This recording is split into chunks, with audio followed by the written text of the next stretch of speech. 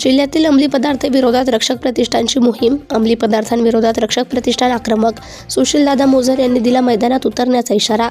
सातारा जिल्ह्यामध्ये अवैध गुटखा विक्रीबरोबरच गांजा आणि एमडी ड्रग्ज सारख्या अंमली पदार्थांचा साठा आणि विक्री होत असून ही बाब गंभीर असल्याचे रक्षक प्रतिष्ठानचे संस्थापक अध्यक्ष सुशीलदादा मोझर यांनी म्हटलं आहे.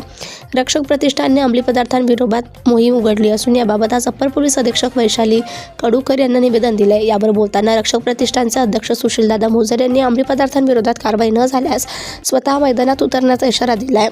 DRI टीम बरोबर माझं बोलणं झालं असून पोलीस प्रशासन काय करते हे बघणार नाही तर स्वतः मैदानात उतरून स्पाय कॅमेरे लावून पुरावे गोळा करून DRI टीमला देणार असल्याचे यावेळी सुशीलदादा मोझर यांनी म्हटलंय. बागगे संदीप मोबाईल. मी सकाळी आज महाराष्ट्राचे मुख्यमंत्री फडणवीस साहेब CM साहेबांना मेल केलेला आहे, DCM साहेबांना मेल केलेला आहे, कोल्हापूरचे आपले IG साहेब त्यांनाही मेल केलेलं आहे आपण आज, आणि पालकमंत्री आपले शंभूराज देसाई त्यांनाही लेटर इन्व्हर्ट केलेलं आहे निवेदनाचं, आणि SP साहेब आहेत शासकीय कामानिमित्त कोल्हापूरला गेलेले, त्यामुळं ॲडिशनल SP मॅडम जे आहेत त्यांना आता मी निवेदन दिलेलं आहे. आणि जे गुटखा तर चालूच आहे विक्री, गुटख्याबरोबर जो गांजा आणि ज्या एमडीच्या गोळ्या आहेत हे रोखण्यासंदर्भात मी मॅडमला निवेदन दिलेलं आहे. आणि मी काल मुंबईमध्ये DRI टीमशी पण बोललेलो आहे, कारण DRI टीम रेड करायला रेडी आहे. जर पोलीस प्रशासन माझी अपेक्षा आहे किंवा माझं विश्वास आहे सातारा पोलिसांवर, जे आजपर्यंत लहानपणापासून इथे आहे मी पाहते सातारा पोलीस, विश्वास आहे माझा. पण जर महिन्याभराचं त्यांनी कारवाई जर नाही केली तर मी DRI टीम डायरेक्ट घेऊन येणार, मी डायरेक्ट ऑपरेशन करणार इथे. कारण मला माहिती आहे कुठे गांजा विकतात, कुठे एमडी विकतात.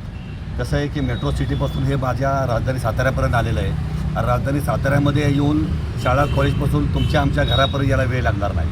तर मी काय सामाजिक कार्यकर्ता आहे, आणि माझे देव श्रीमंत छत्रपती उदयन महाराजांचे आशीर्वाद घेऊनच मी कोणतेही काम करतो. त्यामुळे हे एमडीसारखं गांजासारखे जर नशिली पदार्थ थांबत नसतील इथे तर मला 100% DRIची मदत घ्यावी लागेल. आणि DRI तसं मी बोलवून घेतलेलं आहे, तसे DRIच्या लोकांनी मला आश्वासन दिलेलं आहे, आणि मला बोलले तुम्ही स्पॉट दाखवा, आम्ही डायरेक्ट रेड करायला तयार. पोलिसांपेक्षा गुटखावाल्यांचे नेटवर्क स्ट्रॉंग आहे. नाही असं नाही म्हणू शकत आपण, कारण लोकल नाही आहेत गुटखावाला, म्हणजे बाहेरून इथे येता येते, आणि लोकल मी कोणाच्या पान टपरीवर कोणावर मी हे करत नाही, त्याच्यावर कधी आपण नाही. पण मी आता अक्षरशः मी माझ्याकडे 4 स्पाय कॅमेरे मागवलेत. आता मी माझे स्पाय कॅमेरे माझ्याकडे आलेले, मी 8-10 दिवस बघणार रेड किती पडतात, काय पोलीस प्रशासन करते, नाही तर मी स्पाय कॅमेरे करून प्रूफ रेडी करणार आणि DRI टीमला पाठवणार. DRI टीम यायला तयार आहे. दादा, रक्षक ग्रुपनं बोरगावला जो साठा पकडलेला त्या संदर्भात काय झालं पुढे? आता रक्षक प्रतिष्ठानने तिथे त्यावेळेला आमचे मनोज भाऊ होते, शेजारीच आहेत, मनोज भाऊंनी त्यावेळेला तिथं गाड्या पकडल्या, कारवाई केली, त्यांना कारवाईची पोलिसांनी त्यावेळेला आश्वासन दिलं किंवा त्यांनी त्यावेळेला मदतही पोलिसांनी केली, बोरगाव पोलिसांनी. पुढं काय मी काय माहिती घेतली त्यातून काय त्यांनी अजून केलं, ते गुटखा त्याचा ठेवला आहे, त्या गुटख्याची जप्त करून विल्हेवाट लावली, मी काय परत माहिती घेतली नाही. पण मला एक ट्रकभर म्हणून मला पाहिजे, मला 4-5 पोत्याने माझं पोट नाही भरणार. कारण जो साठा जिल्ह्यामध्ये येतो आहे, जो गांजाचा साठा जिल्ह्यामध्ये येतो आहे, तर एमडीसारख्या जर गोळ्या इथं ओपनली विकल्या जातात, आणि तुम्हाला माहिती नाही हे बॅक कवर असतं ना मोबाईलच्या, बॅक कवरच्या पाठीमागं आज गांजाच्या पुड्या ठेवायला लागले, मुलं आणि मुली ठेवायला लागले. हे दुर्दैव भाग आहे जिल्ह्यासाठी.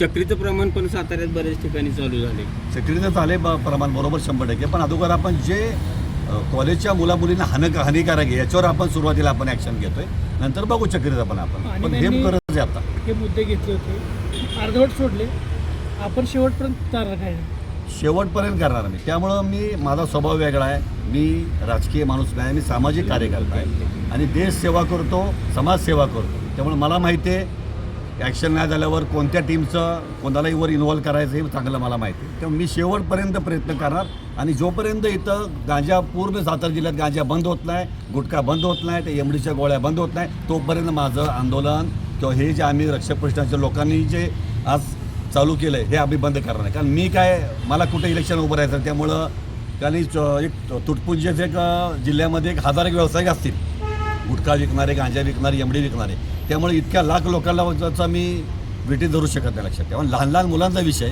त्यामुळे मी माफच नाही करू शकत, थांबूच शकत नाही. सगळ्याला फेस करायला तयार आहे मी. मला कुणीही काही बोलावं, मला कुणीही काही केलं ते तयार आहे मी ऑलवेज 24 तास तयार असतो.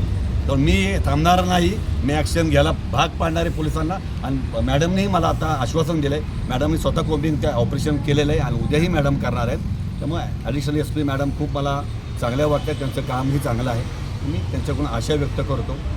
दादा नार्कोटिक्स डिपार्टमेंट असेल, अन्न औषध प्रशासन असेल, खरं तर यांची प्रमुख भूमिका आहे याच्यामध्ये, मात्र ती कुठंच याच्यामध्ये दिसून येत नाही. या संदर्भात आपण काय सांगू? काय आहे की सगळ्यात महत्त्वाचं डेअरिंग पाहिजे आपल्याला. ते डेअरिंग माझ्यामध्ये वाघाचं काळज घेऊन जन्मलेला माणूस आहे मी. तर मी काय कुठं मागं पडणार नाही, लक्षात ठेवा.